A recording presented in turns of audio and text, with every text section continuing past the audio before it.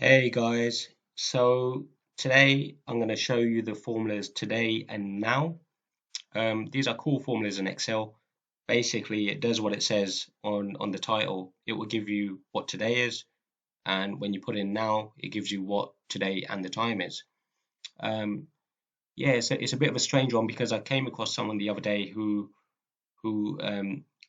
didn't know these formulas, and when I showed them it, they were actually pretty amazed and yeah, they've been using it on quite a lot of their documents that they've been producing lately. So yeah, it's a pretty good one.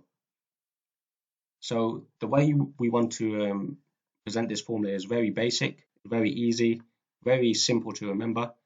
So equals today, open bracket, close bracket, and you're pretty much done.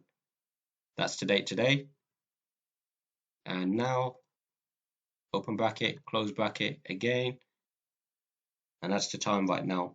So yeah, guys, hope you enjoyed the video.